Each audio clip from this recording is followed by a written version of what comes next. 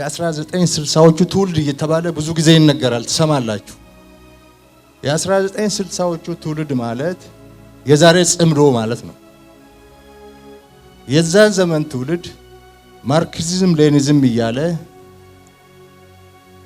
ታሪካዊ ጠላቶቻችንን እያጋበዘ ሞቃዲሾ እየሄደ ካይሮ እየሄደ ኃይል እያሰባሰበ የሱዳን፣ የግብፅ፣ የኤርትራ ቅንጅት በመፍጠር ኢትዮጵያን ከባህር በር የማባረር ዘመን ነበረ የ1960ዎቹ ትውልድ። ፊልድ ማርሻል ብርሃኑ ጁላ ጽምዶ ማለት 1960ዎቹ ማለት ነው ያሉት ንግግራቸው የዘመን እውነት ነው።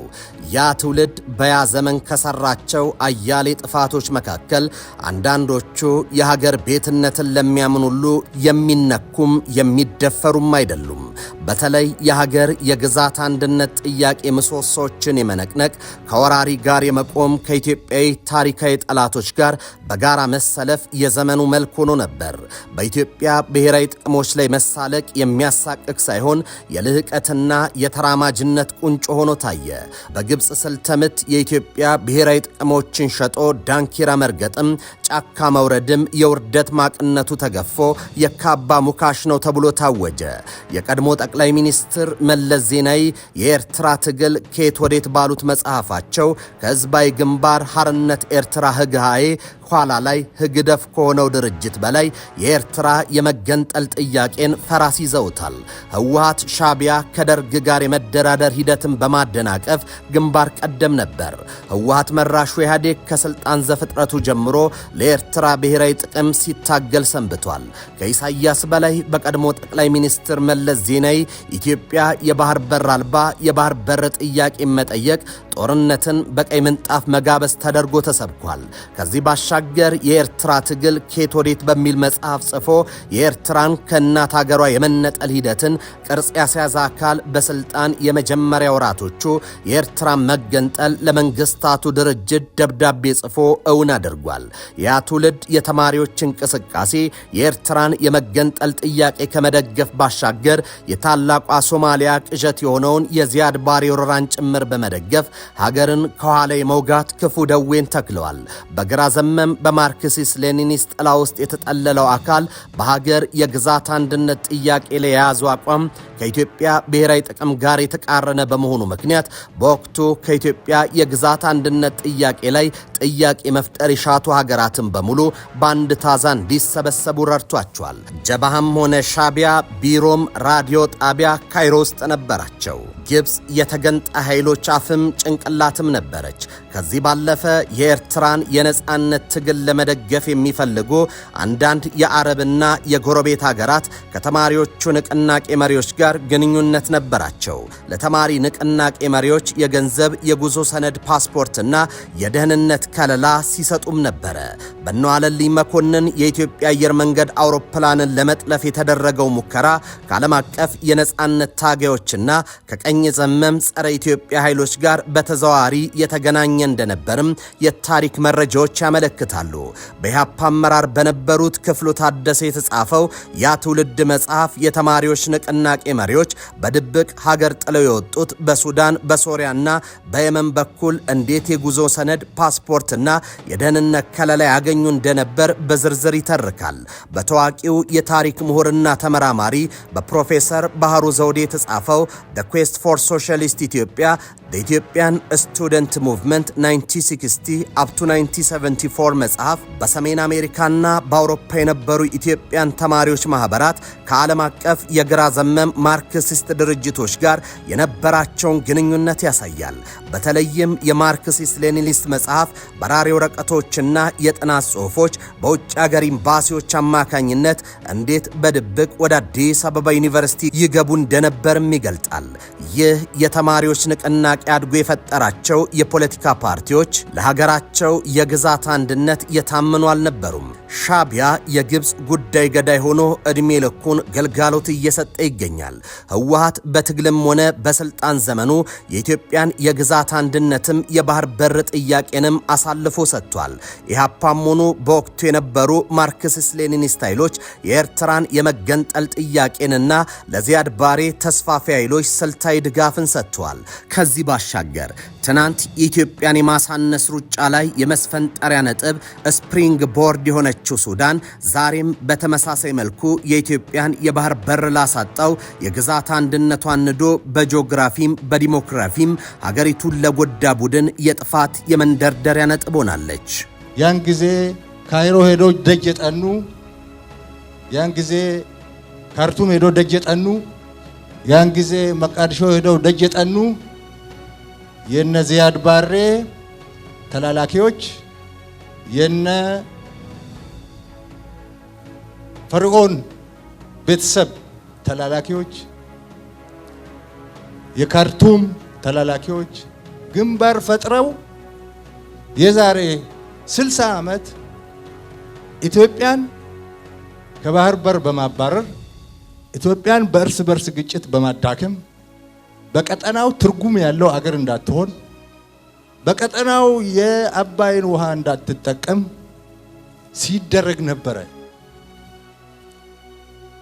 ሲደረግ ነበረ። ተሳክቶላቸዋል። ከባህር በር አስወጥተውናል። ያልተሳካው ባህር አባይን መገደብ የማትችል አገር መፍጠር ነበር። እሱ አልተሳካም። ፊልድ ማርሻል ብርሃኑ ጁላ ትናንት ኢትዮጵያን የወጉ ኃይሎች ዛሬ በሱዳን ከትመዋል የማለታቸው ጉዳይ የዛሬ እውነት ብቻ ሳይሆን ከባዕዳን ሶላ መጋፈፍ ያደረ ክፉ ልማድ ውጤት ነው ይላሉ። ትናንት ከኢትዮጵያ መንግስት ሳይሆን ከኢትዮጵያ ጋር የተጣሉ ኃይሎች ከውጪ ባዕዳን ጋር ተባብረዋል።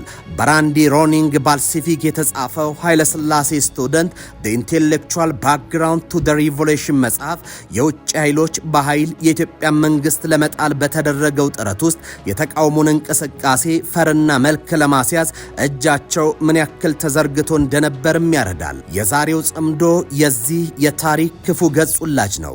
ትናንት በኢትዮጵያ ብሔራዊ ጥቅሞች በሆኑት የግዛት አንድነት፣ የባህር በር፣ የሀገር ህልውናና የልማት ጥያቄዎች ላይ ጢባጢቤ የተጫወተ ቡድን እየተንጠባጠበ ጠባብ ፍላጎቱን ይዞ ሱዳን ውስጥ በግብፅ ፍላጎት ታዛ ተጠልሏል።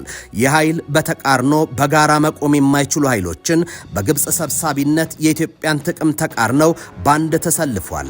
የዚህ ኃይል ስብስቦች የጋራ ህልም ሳይሆን የጋራ ጥላቻ አሰባስቧቸዋል እንጂማ በርስት የሚጣሉ በኢትዮጵያ ነባራዊም ሆነ በቀጣይ ጣፈንታ ላይ የተለያየ አቋም ያላቸው አካላቱ ባንድ ታዛ እንዲሰበሰቡ ያደረጋቸው በኢትዮጵያ መንግስትና በኢትዮጵያ ላይ ያላቸው የጥላቻ ኃይል ብቻ ነው። የእኚህ ኃይሎች የቡድን አባት ግብፅ ናት። ግብፅ ደግሞ በህዳሴ ግድብና በኢትዮጵያ የባህር በር ፍላጎት አልፎም የኢትዮጵያን የግዛት አንድነት ጥያቄ ላይ አሉታዊ ተጽዕኖ ያላት ሀገር ናት። ጽምዶ የወላጁን የግብፅ መንግስት ፍላጎት በኢትዮጵያ ላይ ያላትን መሰረታዊ ጥያቄዎች ጥያቄ ውስጥ መክተት አይችልም። የጽምዶነት መሰረታዊ ጥያቄ የግብፅን ብሔራዊ ጥያቄዎችን በመመለስ የስልጣን ወንበርን መቆናጠጥ ነው። እናም ጽምዶ የኢትዮጵያ ብሔራዊ ጥቅሞችን መስዋዕት በማድረግ ወንበር የመቆናጠጥ ቅዠት ያሰባሰበው ጥምረት ነው። የኋላ ታሪካቸው በኢትዮጵያ ብሔራዊ ጥቅም ላይ ተረማምዶ የስልጣን ወንበርን የተቆጣጠሩት በህዝብ ተቃውሞ ከስልጣን የተባረሩት አካላት በድሮ በሬያቸው ዳግም የሀገርን ብሔራዊ ጥቅሞች ለማረስ ተጣምደዋል። ይህ ጥምረት የህወሓት ቅጠረኛ ወታደሮችን ከሱዳን አልቡርሃን ጎን ተሰልፈው እንዲዋጉ ከማድረግ ጀምሮ ኤርትራ በኢትዮጵያ ውስጥ ተጨማሪ ግዛቶችን ወራ እንድትይዝ ሙሉ ይሁንታን ጭምር የሰጠ ነው። ኢትዮጵያ የባህር በር ጥያቄ በተነሳ ቁጥር ከአስመራ ቤተ መንግስታቸው አዲሃሎ ይልቅ ውሎ አዳራቸውን ካይሮ ነው የሚባልላቸውን አዛውንቱን ኢሳያስ አፈወርቂ እንዲሁም የባህር በርን የመሸጥ ሌጋሲ ካላቸው አካላትና ከስልሳዎቹ ፖለቲካ ጡረታ መውጣት ከተሳናቸው ግለሰቦች ጋር በመተባበር በማስተባበር የተፈጠረው ጥምረት ጥያቄያቸው ከኢትዮጵያ ይልቅ ለኢትዮጵያ ጠላቶች ስምም ነው።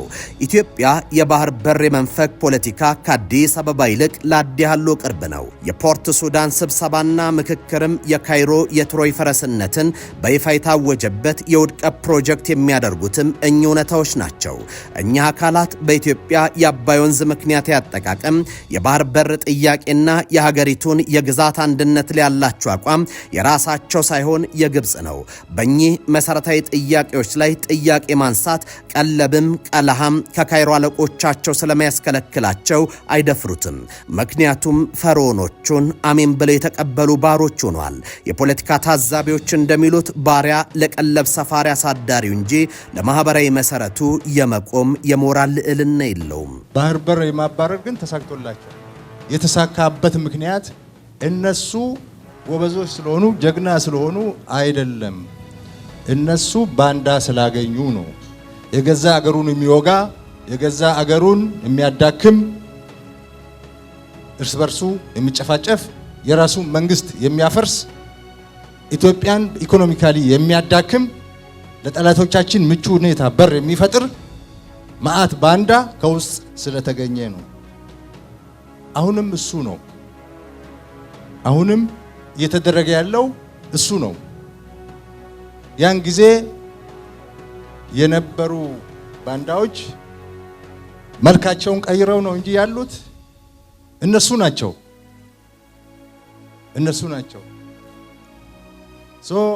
ዛሬም ታሪካዊ ጠላቶቻችንና ምቀኛ ጎረቤታችን ተቀናይተው የውስጥ ባንዳ ቀጥረው አገራችሁን ለማፍረስ እየሰሩ ያለበት ጊዜ ነው።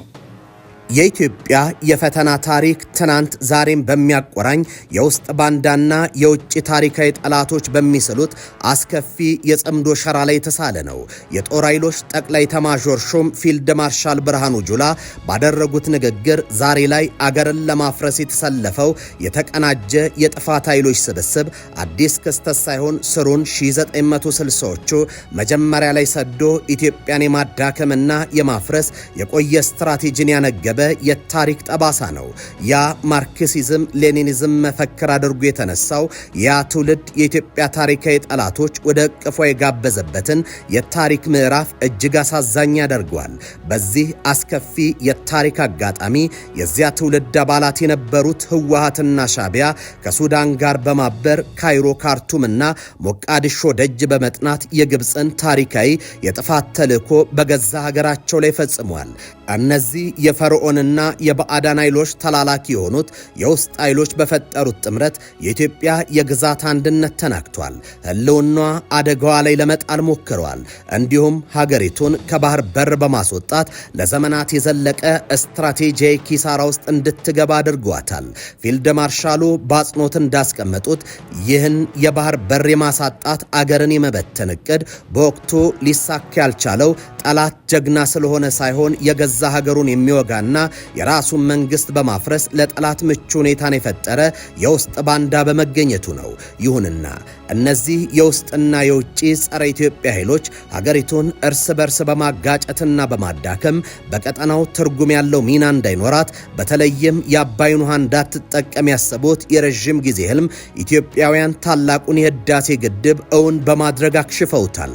ሆኖም ታሪካዊ ጠላቶች አይተኙምና ዛሬም ያው የታሪክ ቀጣይነት ያለው አዲስ ጽምዶ መልኩን ቀይሮ ብቅ ብሏል። የአሁኑ ጽምዶ ከትናንቱ የተለየ ሳይሆን በዋናነት በህወሓትና በሻቢያ አልፎም በግብፅ ጥምረት የተጋመደና ያንኑ የድሮውን አገር የማፍረስና የግብፅን ፍላጎት የማስፈጸም ግብ ለማሳካት የተነደፈ የጥፋት ፕሮጀክት ነው። የትናንቶቹ ባንዳዎች የዘመናችንን ካባ ደርበው ከታሪካዊ ጠላቶችና ከአጀንዳ ተሸካሚ ጎረቤቶች ጋር በመቀናጀት ኢትዮጵያን ለማፍረስ በድጋሚ ተሰልፏል። ምንም እንኳ የጥፋት ኃይሎቹ ጥምረትና ሴራ በዚህ ደረጃ የተወሳሰበ ተደጋጋሚና ትውልድ የተሻገረ ቢሆንም የኢትዮጵያ መከላከያ ሰራዊት ይህንን የክህደት ቁልቁለት በጀግንነትና በብቃት እየመከተው ይገኛል። ፊልድ ማርሻል ብርሃኑ ጁላ በንግግራቸው እንዳረጋገጡት ለሀገር መከላከያ ሰራዊታችን ጽናትና ተጋድሎ ምስጋና ይግባውና የነዚህን የተቀናጁ የጥፋት ኃይሎች አከርካሪ በመምታት አሽመድምዷቸዋል። ኢትዮጵያ ህልውናን ለመፈታተን የተቋጠረው የአሁኑም ሆነ የትናንቱ ጽምዶ በሰራዊቱ ክንድ ፈርሶ በአሁኑ ወቅት የጥፋት ኃይሎቹ በጣረ ሞት ላይ እንደሚገኙም ተናግረዋል። እድሜ ለመከላከያ ሰራዊታችን አከርካሪያቸውን መጥቶ ተሽመድምደው ጣረ ሞት ላይ ያሉበት ጊዜ ነው። እናንተ ወደ ሰራዊታችሁ ስትቀላቀሉ ይህንን ጣረ ሞት ላይ ያለውን ባንዳ ጨርሳችሁ ማስወገድ ይኖርባችኋል። የኢትዮጵያ ታሪክ ጂኦፖለቲካ ጠፈንታና የህዝቦቿ ደህንነት ከውሃዎቿና ከመልክዓ ምድራዊ አቀማመጧ ጋር በጥብቅ የተቆራኘ ነው። አባይ የህይወት መሰረት፣ ቀይ ባህር ደግሞ የትንፋሿ ማረጋገጫ በሆኑበት በዚህ ቀጠና የግብፅ የዘመናት ስትራቴጂ ኢትዮጵያን በውስጥ የፖለቲካ ቀውስና የእርስ በርስ ግጭት አስሮ የውሃና የቀጠናውን የበላይነት ማስጠበቅ ነው።